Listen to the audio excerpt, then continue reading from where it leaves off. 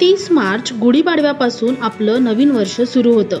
या दिवशी कोणते उपाय केले म्हणजे आपली आर्थिक स्थिती चांगली होईल आणि उत्पन्न वाढही होईल? नोकरीत आणि उद्योगधंद्यांमध्ये कोणते असे उपाय केले म्हणजे आपली आर्थिक प्रगती होईल? जाणून घेण्यासाठी हा व्हिडिओ शेवटपर्यंत नक्की बघा। गुढीपाडव्याच्या दिवशी तुम्ही कमळगट्टा माळ घेऊन उपासना करू शकता। कमळगट्टा माळीमध्ये माता लक्ष्मी वास करते, यामुळे तुम्ही ही माळ उपासनेमध्ये वापरू शकता।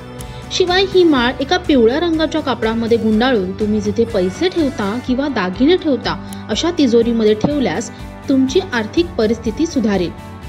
यासोबतच तुम्ही आणखीन एक उपाय करू शकता। गुढीपाडव्याच्या दिवशी तुम्ही कर दर्शन करू शकता। सकाळी उठल्यावर तुम्ही ज्या हाताने काम करता या हाताचं दर्शन घेऊन जमिनीला स्पर्श करून तुम्ही दिवसाची सुरुवात करू शकता। यासोबतच आणखीन एक उपाय केला तर तुमची आर्थिक स्थिती सुधारू शकते, ती म्हणजे गुढीपाडव्याला तुम्ही प्राणी किंवा पक्षी यांना भरभरून खायला देऊ शकता।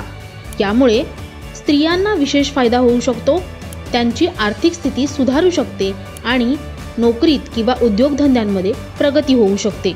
गुढीपाडवा म्हणजे 3.5 मुहूर्तांपैकी एक मुहूर्त समजला जातो। या दिवशी अनेक जण चांगल्या कामाला सुरुवात करतात, त्यामुळे हे सगळे उपाय तुम्ही जर गुढीपाडव्यापासून सुरू करणार असाल किंवा कराल तर तुमची आर्थिक स्थिती सुधारेलच, शिवाय तुमची प्रगती होईल आणि नोकरी आणि उद्योगधंद्यांमध्ये तुम्हाला यश मिळेल।